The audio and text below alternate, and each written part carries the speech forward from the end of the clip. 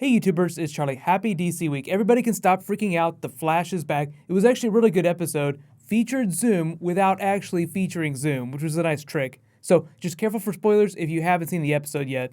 There is a new round of the Reverse Flash Ring giveaway too. All you have to do to enter that is be a subscriber and leave a comment on this video. So here we go. The whole episode was really about moving forward, characters moving forward, like Caitlin wants to move forward, Patty wants to move forward, Iris wants to move forward, but the people involved in all those story arcs like Jay Garrick, Barry, Wally, having trouble moving forward till they slow down a little bit. Segue to Ninja Turtle puns. So let's do top 5 WTF and then I'll do Easter eggs. There are a couple really good ones in this episode. Starting with number 5, Barry hallucinates Zoom and has been hallucinating Zoom multiple times for the last couple of weeks. If you guys saw that Arrow video I posted earlier today, they had released an early clip of this, and it was like the first bit of the episode. The way that felt definitely felt like it wasn't actually happening. I thought it might be a dream. Turns out that was the case. Regardless of what you think of everyone's mental health on Team Flash, they pretty much told him, if you want to move forward with Patty, you have to tell her. So he keeps trying and things keep happening, but Wells is the one person who's like, dude, don't tell her.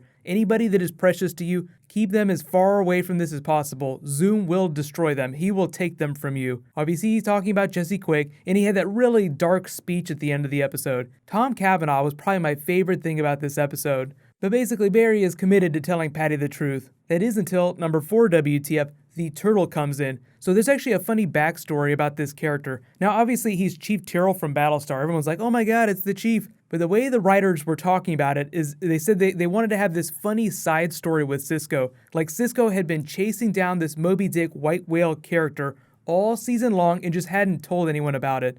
When Joe told Barry that he had a whole file of unidentified metas, those are people he cataloged between season 1 and 2. If you remember, like he'd been working at the police station with Joe. Barry had been off doing his own thing. So all the Turtle stuff began when Team Flash was on break. So there's probably like a whole bunch of people we'll hear about. Cisco even quotes Moby Dick, "From hell's heart I stab at thee." My one other memory of like a really notable character saying that line was Mr. Burns during a Simpsons episode.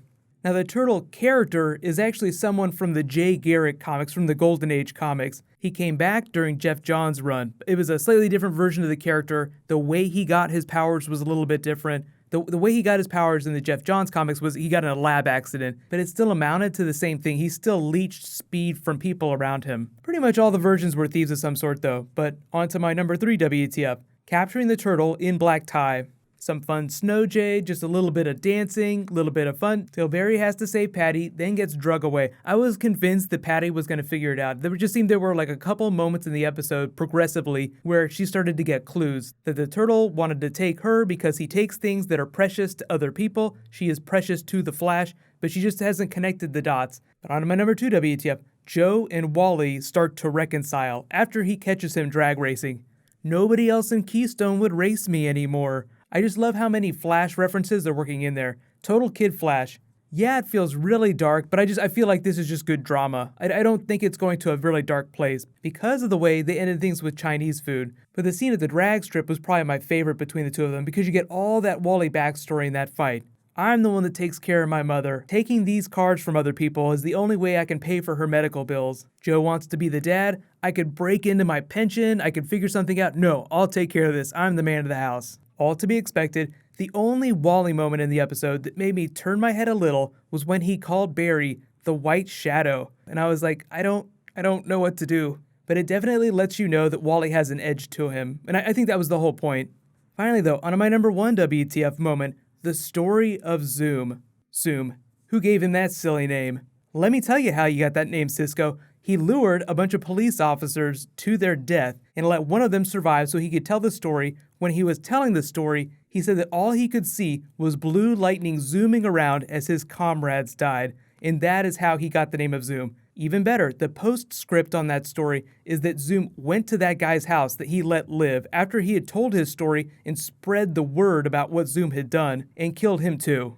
And yeah, the speech he had at the end was super dark about how he would do anything to save his daughter. But I really think it's a callback to the Farouk episode. Remember, the Reverse Flash was trying to use Farouk's power to take Speed Force from the Flash in season 1.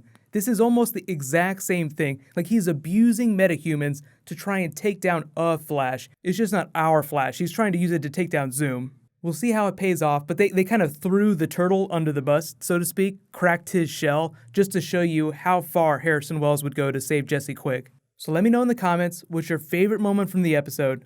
And I know a lot of you are asking about the smoking Speed Force gun in the room. What's the deal with Jay Garrick being sick? He said the only way to fix it is to get his Speed Force back, so they have to defeat Zoom. So you can see the look on his face. He doesn't think they're going to be able to beat Zoom, so he's just super depressed about it all. But my guess is, without more information, that he needs the Speed Force because he needs his enhanced regeneration. So he might have some form of cancer. It sounds like a normal disease, like a disease he might have had before he became the Flash.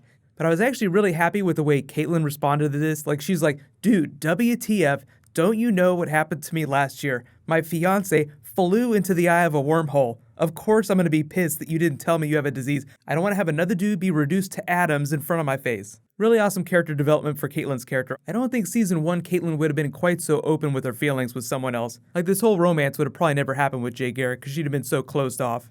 Nothing makes me happier when a character is really open about something that they want and they just go for it. They don't sit around waiting for some other character to help them. Another good example is what Iris did with Wally West. Like, she tracked down Wally West and figured it out, and then that kind of set that plot line off. So that's kind of why I'm hoping Patty does the same thing with Barry. And I know it seems like she's going to Midway City. There have been scenes in previous trailers that we haven't seen yet, so she's not gone from the show completely. She's just not going to be around all the time for the next couple of episodes. The next couple of episodes are going to zero in on some old classics, though. I know the Reverse Flash showed up at the end, but that's really kind of the tease for the next episode. Gideon, where the hell am I? I love the teaser, like the actual teaser for the next episode where Harrison Wells is like, this is his story. So think of episode 11, next week's episode, as being a pure Reverse Flash explainer video. Like an hour-long Reverse Flash explainer. Cannot wait. It is going to be so awesome. Congratulations to the giveaway winner from yesterday's videos, Grand Admiral Thrawn. Sorry you got thrown in the trash can with the rest of the Star Wars EU, but you just won a Reverse Flash ring, so everything's okay. So just be sure to private message me on the back end of my channel for contact details. So a quick reminder, DC Week continues. Arrow is going to post tomorrow, then Legends of Tomorrow is on Thursday. Whole bunch of stuff happening with DC and Marvel this week. Just in case you guys haven't seen it, you can click here for my Suicide Squad trailer video, and you can click here for my Wonder Woman video. Thank you so much for watching, everybody. Let's high five. I'll see you guys tomorrow.